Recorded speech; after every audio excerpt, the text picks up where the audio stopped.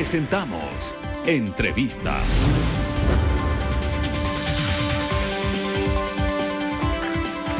Amigos televidentes, de esta hora saludamos a Paola Cabezas, asambleísta de UNES y coordinadora de la bancada de UNES. Bienvenida, asambleísta, gracias por aceptar la invitación a este diálogo. ¿Qué es lo que está pasando con esta propuesta de UNES y también de Pachacutic, de esta ley derogatoria a la reforma tributaria? Al parecer en el CAL no se da cabida, dicen que es la propia asamblea, el propio CAL que está torpedeando esta posibilidad. Bienvenida, buenos días. Buenos días, Fernando. Un saludo a todos quienes nos ven a través de Telerama. Bueno, otra vez el CAL desconociendo una acción constitucional que claramente está contemplado en el artículo 140, que permite, en este caso, que la Asamblea Nacional pueda tratar proyectos de ley derogatorios de proyectos. Esto es importante, decreto ley.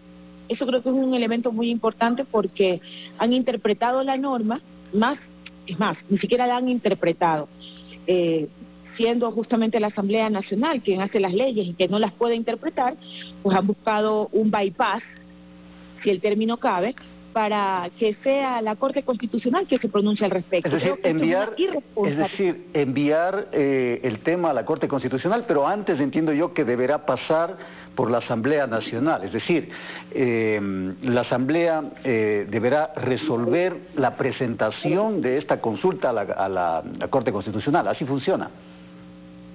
Así es, Fernando, pero justamente hablaba del mismo hecho que pudiendo el CAL haber calificado los proyectos para la derogatoria, decidieron buscar esta salida. Sí, tenemos entendido que la próxima semana justamente se tratará este punto en el Pleno de la Asamblea Nacional, pero insistimos, es aquí donde vemos la posibilidad que las fuerzas políticas se pongan de acuerdo por el bien del país. ¿Pero qué hacen?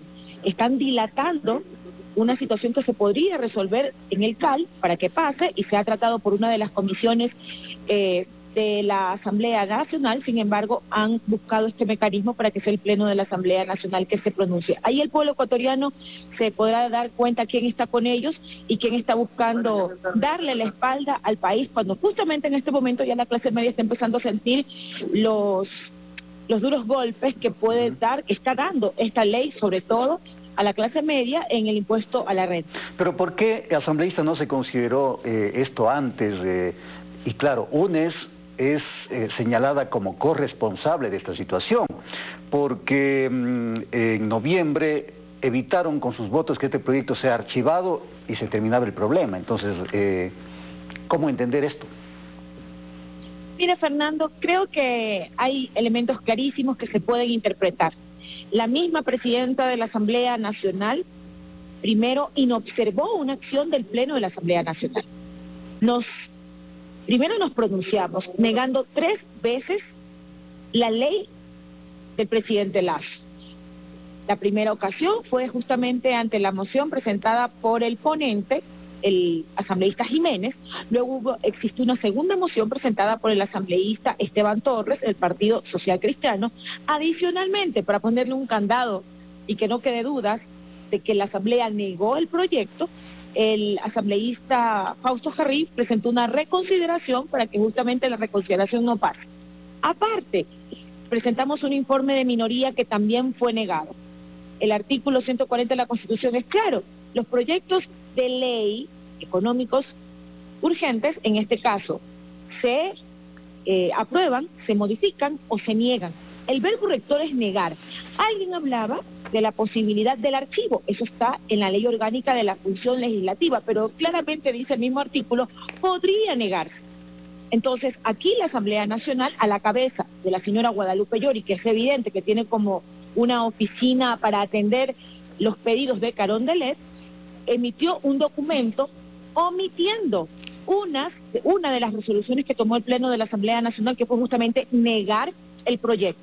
Y como lo están haciendo en este momento, que al país no le quede duda, así como lo hicieron de manera inconstitucional para permitir que el presidente de la República promulgue el proyecto de ley a través de esta forma inconstitucional, lo están haciendo actualmente buscando un mecanismo para no darle paso a que la Asamblea Nacional trate los proyectos de ley para archivar esta ley que le hace tanto daño. Entonces, en ese sentido, precisamente, asambleísta, ¿qué futuro tiene este proyecto de ley derogatorio?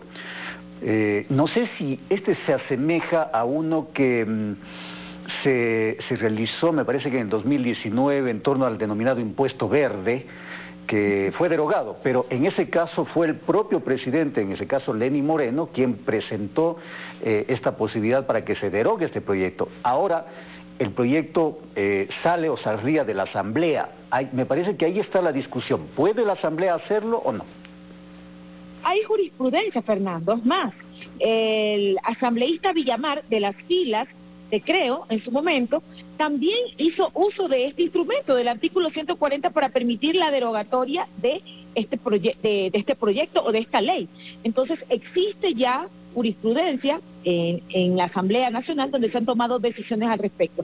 Sin embargo, vemos evidentemente el interés de ciertas fuerzas políticas, pongámosles nombres y apellidos claramente, cierto sector de Pachacuti con Izquierda Democrática en el CAL, para impedir, obviamente el partido de gobierno también a la cabeza, para impedir que se puedan tratar estos proyectos de ley dentro de la Asamblea Nacional. Y en su momento, Paola, ¿no se advirtió la magnitud de este proyecto, sobre todo en la afectación a la clase media? Porque ahora estamos viendo cuánto tendrán que pagar, sobre todo los que ganan más de $2.000, cuánto tendrán que pagar en impuesto a la renta, que es una cifra bastante alta en momentos difíciles. Eso no se advirtió, no se evaluó durante el análisis de esta ley, entre otras cosas, por supuesto.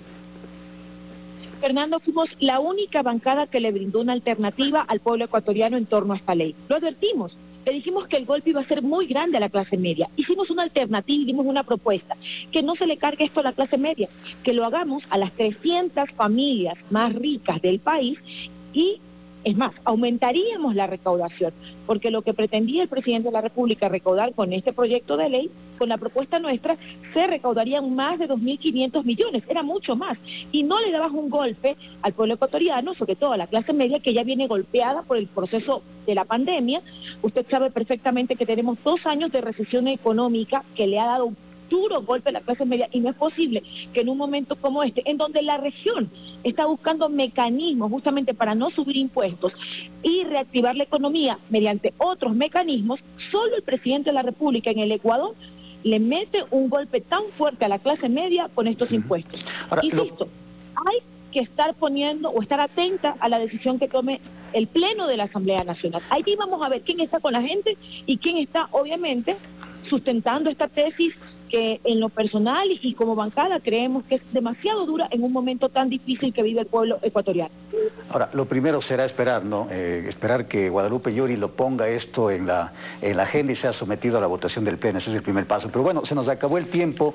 Gracias, Paola, asambleísta Paola Cabezas, por acompañarnos en este diálogo, coordinadora de la bancada de UNES.